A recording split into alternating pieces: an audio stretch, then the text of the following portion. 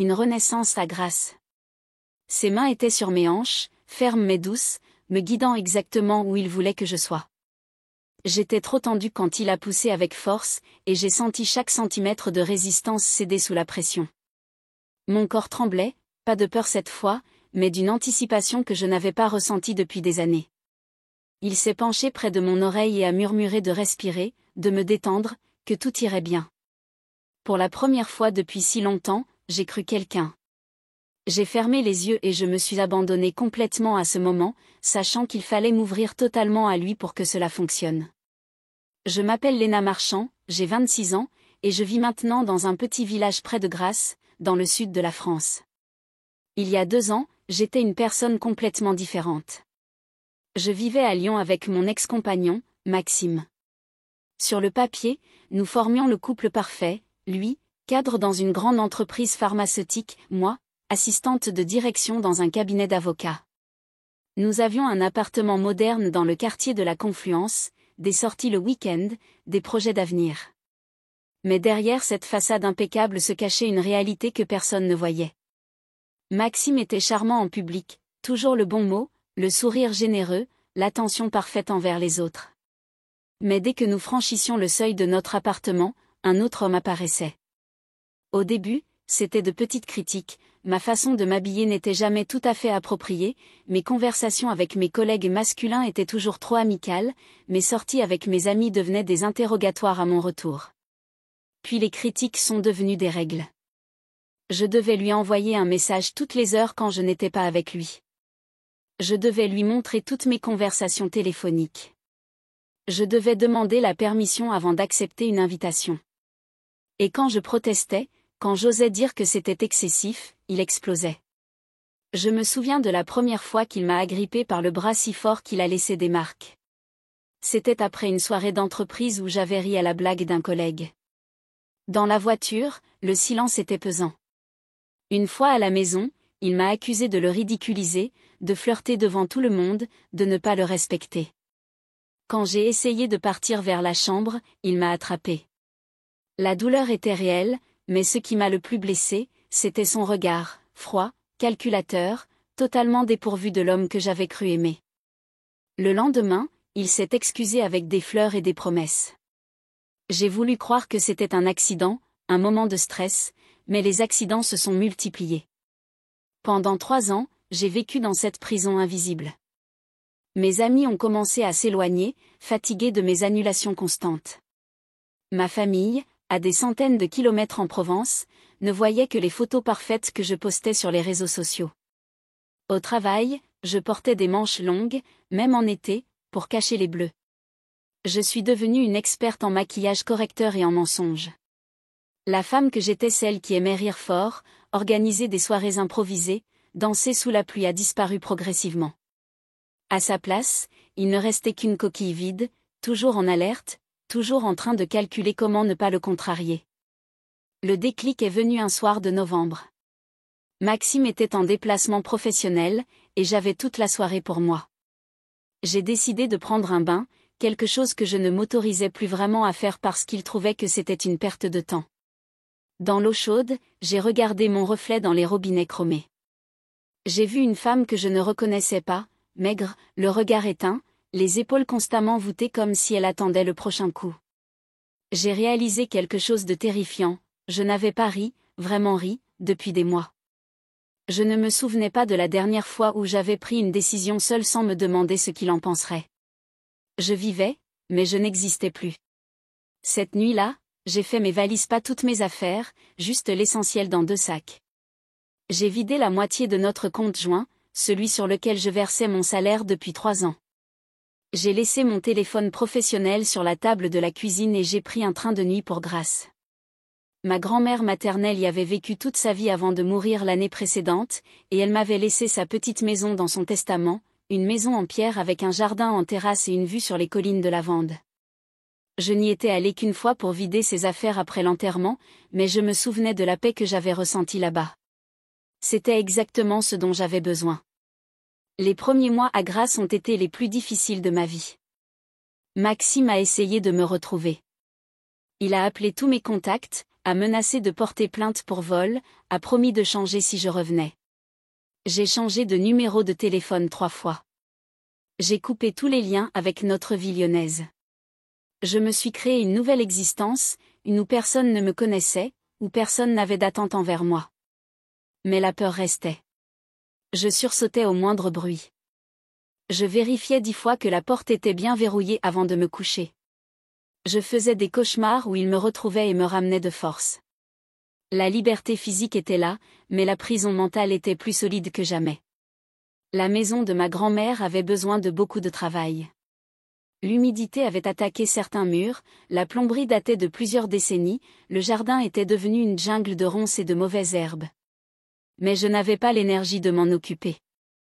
Je vivais avec le strict minimum, dormant dans la seule chambre habitable, mangeant des conserves, évitant les contacts humains autant que possible.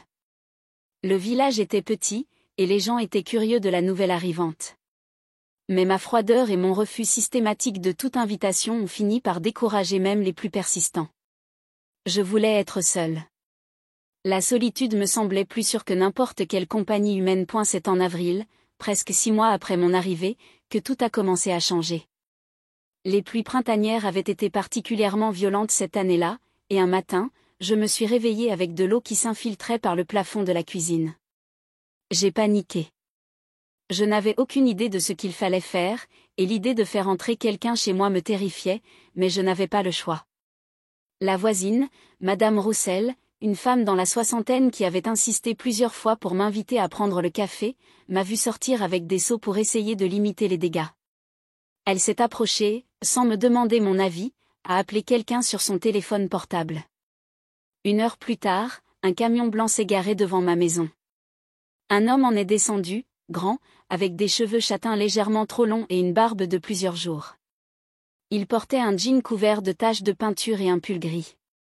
Il s'est présenté comme Aurélien Beaumont, couvreur et charpentier dans le village. Madame Roussel lui avait expliqué la situation, et il était venu voir l'étendue des dégâts. J'ai immédiatement voulu refuser. L'idée de laisser un homme entrer chez moi, de me retrouver seule avec lui dans la maison, me paralysait. Mais Madame Roussel était là, et la fuite s'aggravait de minute en minute. J'ai dit oui, mais je suis restée sur mes gardes, tous mes muscles tendus, prête à fuir au moindre geste déplacé. Aurélien était différent de ce à quoi je m'attendais. Il parlait peu, se concentrant sur son inspection du toit et des combles. Quand il parlait, c'était pour m'expliquer ce qu'il voyait, les tuiles cassées, les poutres affaiblies par l'humidité. Il ne posait pas de questions personnelles. Il ne faisait pas de commentaires sur mon apparence ou sur le fait que je vivais seule. Il prenait des notes dans un petit carnet usé, prenait des photos avec un vieil appareil et calculait des devis. Au bout d'1 heure, il m'a tendu une feuille avec un chiffre et une liste de travaux nécessaires. C'était cher, mais honnête. Il m'a dit de prendre mon temps pour réfléchir, que c'était une grosse décision. Puis il est parti. J'ai appelé 2 autres artisans pour des devis comparatifs. L'un n'est jamais venu au rendez-vous. L'autre est venu, mais il a passé plus de temps à me draguer qu'à regarder le toit. Il m'a proposé un prix légèrement inférieur à celui d'Aurélien, mais accompagné d'un clin d'œil et d'une suggestion de dîner pour discuter des détails. J'ai refusé net et j'ai rappelé Aurélien. Quand je lui ai dit que j'acceptais son devis, il a simplement répondu qu'il commencerait le lundi suivant. Pas de fanfare, pas de célébration, juste du professionnalisme. Les travaux ont duré 3 semaines. Aurélien arrivait chaque matin à 8 heures précises, saluait d'un signe de tête, montait sur le toit et travaillait jusqu'à 17 heures. Il faisait des pauses pour déjeuner, toujours seul dans son camion. Les premiers jours, je restais enfermée dans ma chambre, écoutant les bruits de ses pas sur les tuiles, le marteau qui frappait, les poutres qu'on déplaçait. Chaque bruit me faisait sursauter. Je vérifiais constamment qu'il était bien sur le toit et pas en train d'essayer d'entrer dans la maison, mais il ne l'a jamais fait. Il respectait scrupuleusement les limites. Au bout d'1 semaine, j'ai commencé à me détendre légèrement. Un matin, alors qu'il travaillait depuis plusieurs heures sous un soleil de plomb, je lui ai apporté un verre d'eau. Il est descendu de l'échelle, a pris le verre avec un « merci » sincère, l'a bu d'un trait et est remonté. Rien de plus. Pas de tentative de conversation forcée, pas de regard insistant, juste de la gratitude simple. Le lendemain, je lui ai préparé un thermos de café. Il a souri, un sourire discret mais chaleureux, et a dit que c'était très gentil de ma part. Petit à petit, une routine s'est installée. Je préparais du café et des biscuits le matin. Il travaillait. À midi, je lui proposais de manger à l'ombre du grand chêne dans le jardin au lieu de son camion. Il acceptait, mais nous mangions en silence, chacun respectant l'espace de l'autre.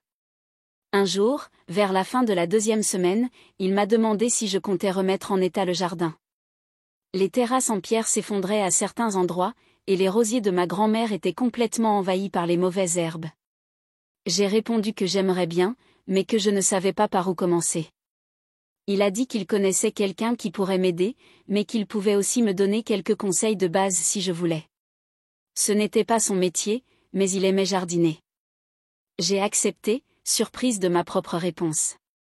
Nous avons commencé à parler de plantes, de saisons, de techniques de taille. C'était neutre, sans danger. Et pour la première fois depuis des mois, j'ai eu une conversation qui ne me mettait pas sur la défensive. Les travaux du toit se sont terminés un vendredi après-midi.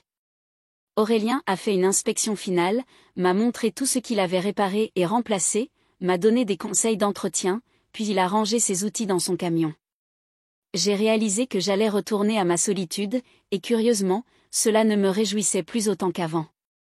J'ai pris mon courage à deux mains et je lui ai demandé s'il accepterait de revenir pour m'aider avec le jardin. Je pouvais le payer pour son temps. Il a hésité, puis a dit qu'il n'avait pas besoin d'argent pour ça, qu'il le ferait volontiers le samedi matin s'il était libre. C'était un passe-temps pour lui, pas un travail. J'ai accepté, et nous avons convenu qu'il passerait le samedi suivant. Ce samedi-là a marqué le début de quelque chose que je n'aurais jamais cru possible. Aurélien est arrivé avec des gants de jardinage supplémentaires, des outils et une patience infinie. Il m'a montré comment tailler les rosiers sans les abîmer, comment réparer les murets en pierre, comment désherber efficacement. Nous avons travaillé côte à côte pendant des heures. Au début, je restais à distance, maintenant toujours au moins 1 mètre entre nous. Mais il ne semblait pas le remarquer, ou du moins, il ne le commentait pas. Il me parlait des plantes, de la terre, du climat méditerranéen. Sa voix était calme, rassurante. Il n'y avait aucune urgence, aucune pression. Les samedis se sont enchaînés, et peu à peu, le jardin reprenait vie sous nos mains. Les terrasses retrouvaient leur structure, les rosiers refleurissaient, et quelque chose en moi commençait aussi à revivre. J'ai commencé à poser des questions, à raconter des bribes de mon passé, jamais les détails sombres, mais des souvenirs d'enfance, des anecdotes sur ma grand-mère. Aurélien écoutait sans juger, sans interrompre. Parfois, il partageait aussi des morceaux de sa vie. Il avait grandi dans le village, avait appris le métier de charpentier avec son père, aimait la simplicité de la vie ici. Il avait été marié brièvement dans la vingtaine, mais cela n'avait pas fonctionné. Il voulait des choses différentes. Il n'y avait pas d'amertume dans sa voix quand il en parlait, juste une acceptation paisible. Un samedi de juin, particulièrement chaud, nous avons décidé de nous attaquer au vieux cabanon au fond du jardin. Ma grand-mère l'utilisait pour stocker ses outils et ses pots, mais les années l'avaient rendu instable et dangereux. Aurélien voulait le démonter et en reconstruire un nouveau, plus solide. J'étais d'accord, mais je voulais participer activement. Il a accepté, mais à condition que je suive scrupuleusement ses instructions. La sécurité avant tout, a-t-il dit avec un sérieux qui m'a fait sourire. Nous avons commencé par retirer les planches pourries. Certaines étaient tellement abîmées qu'elles se brisaient au moindre contact. D'autres résistaient, les clous rouillés tenant bon malgré les décennies.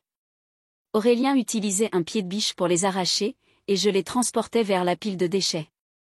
C'était un travail physique, épuisant sous le soleil, mais il y avait quelque chose de cathartique à détruire pour reconstruire.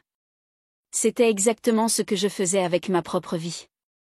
Après quelques heures, nous sommes arrivés à une structure particulièrement résistante, une grande poutre verticale qui soutenait tout un PAN du cabanon.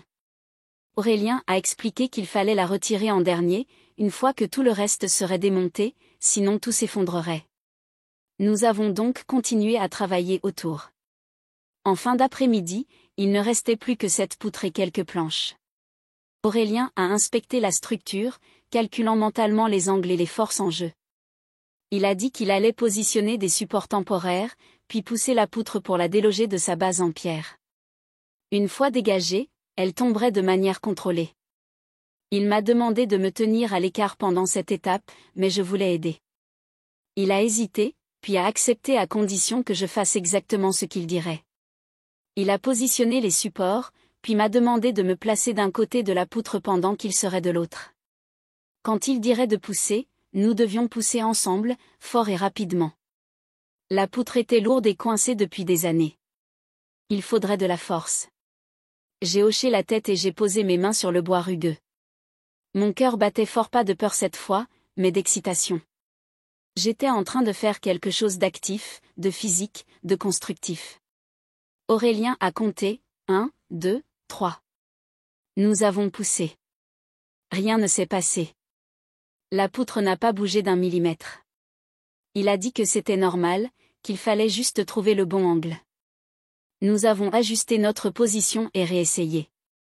Cette fois, j'ai senti un léger mouvement, mais la poutre est restée en place. Aurélien a réfléchi un moment, puis a dit qu'il allait pousser par en dessous avec le pied de biche pour créer un effet de levier pendant que je pousserais par le côté. Il s'est accroupi et a glissé l'outil sous la base de la poutre. À son signal, j'ai poussé de toutes mes forces. J'étais trop tendu quand il a poussé avec force de son côté. La combinaison de nos efforts a soudainement libéré la poutre de ses décennies d'immobilité, mais au lieu de tomber comme prévu vers l'extérieur, elle a basculé dans ma direction. Tout s'est passé en une fraction de seconde. Aurélien a crié mon nom et s'est jeté vers moi, m'attrapant par la taille et me tirant violemment en arrière. Nous sommes tombés ensemble sur le sol alors que la poutre massive s'écrasait exactement à l'endroit où je me tenais une seconde plus tôt. Le silence qui a suivi était assourdissant. J'étais allongé sur le dos, le souffle coupé, le corps d'Aurélien à moitié sur le mien. Il s'est redressé immédiatement, vérifiant frénétiquement que j'allais bien, que la poutre ne m'avait pas touché. Ses mains étaient sur mes épaules, mon visage, cherchant des blessures. Je voyais la panique dans ses yeux, une panique authentique et désintéressée. Il avait eu peur pour moi. Pas de colère pour ma maladresse, pas de reproche, juste de l'inquiétude pure. J'ai murmuré que j'allais bien, que tout allait bien. Il a respiré profondément, puis s'est assis à côté de moi, passant une main tremblante dans ses cheveux. Nous sommes restés assis là pendant plusieurs minutes, reprenant nos esprits. Puis Aurélien a commencé à s'excuser. Il disait que c'était sa faute, qu'il aurait dû mieux calculer, qu'il n'aurait jamais dû me laisser participer à cette étape dangereuse. Sa voix était chargée de culpabilité, et quelque chose s'est brisé en moi, pas de manière destructrice, mais libératrice. J'ai réalisé que cet homme, qui aurait pu me blâmer, qui aurait été dans son droit de me dire que j'aurais dû l'écouter et rester à l'écart, assumait toute la responsabilité de l'accident. Il se souciait de moi sans rien attendre en retour. Il était l'exact opposé de tout ce que j'avais connu avec Maxime. J'ai commencé à pleurer, pas des larmes de peur ou de choc, mais des larmes de soulagement. Des années de tension, de vigilance constante, de méfiance envers chaque intention masculine s'écoulaient hors de moi. Aurélien semblait paniqué par mes larmes. Il ne savait pas quoi faire, se demandant probablement s'il avait fait quelque chose de mal. Je lui ai pris la main, un geste que je n'aurais jamais cru pouvoir refaire, et je lui ai dit « Merci. Merci de m'avoir sauvé. Merci d'être patient avec moi. Merci d'être simplement toi. » Ce soir-là, pour la première fois, je lui ai raconté mon histoire, pas en détail, mais les grandes lignes, le contrôle, les abus, la fuite. Pourquoi je sursautais au bruit fort, pourquoi je maintenais toujours une distance physique, pourquoi j'avais peur de faire confiance. Aurélien a écouté sans m'interrompre. Quand j'ai fini, il n'a pas minimisé ce que j'avais vécu. Il n'a pas dit que « tous les hommes ne sont pas comme ça », une phrase que j'avais tellement entendue et qui ne servait qu'à invalider ma peur. Il a simplement dit qu'il était désolé que j'ai dû vivre ça, et qu'il comprenait maintenant pourquoi j'étais si prudente. Il a ajouté que j'avais le droit de prendre tout le temps dont j'avais besoin, qu'il n'avait aucune attente, qu'il appréciait simplement ma compagnie. Les mois suivants ont été une période de reconstruction autant du cabanon que de moi-même. Aurélien et moi avons continué nos samedis de jardinage, mais maintenant, il y avait une compréhension mutuelle entre nous. Je me permettais de baisser ma garde progressivement. Je riais plus facilement. Je partageais plus d'histoires. Je posais des questions sur sa vie, ses rêves, ses peurs. Et lui, avec sa patience infinie, était présent sans être envahissant. Il me montrait, par ses actions jour après jour, que la confiance pouvait se reconstruire. En juillet, le jardin était transformé. Les terrasses étaient stables, les rosiers fleurissaient dans des explosions de roses, de blanc et de rouge. Le cabanon reconstruit était solide et fonctionnel. Ma grand-mère aurait été fière. Mais plus important encore, j'étais transformée. Je n'étais plus la femme brisée qui était arrivée à Grasse un an plus tôt. J'avais retrouvé ma voix, ma force, ma capacité à faire confiance. Et j'avais retrouvé quelque chose que je croyais perdu à jamais, l'espoir. Un soir, alors que nous admirions le coucher de soleil depuis la terrasse supérieure, Aurélien m'a dit quelque chose qui m'a profondément touchée. Il a dit que me voir m'épanouir au fil des mois était l'une des plus belles choses qu'il ait jamais vécues, qu'il n'avait jamais voulu me presser ou m'influencer, mais que, maintenant que je semblais plus solide, il voulait que je sache qu'il avait des sentiments pour moi, des sentiments profonds et sincères. Mais que si je n'étais pas prête, si je ne ressentais pas la même chose, cela ne changerait rien à notre amitié. Il serait toujours là, de la manière dont j'en aurais besoin. Mon cœur s'est serré, mais pas de peur de quelque chose de plus doux, de plus chaud. J'ai réalisé que je ressentais la même chose, que cet homme patient, gentil, respectueux avait doucement trouvé son chemin dans mon cœur fortifié. Je lui ai dit que j'avais peur, que l'idée d'une relation, même avec lui, me terrifiait encore, que j'avais besoin d'aller lentement. Il a souri et a dit que, lentement, était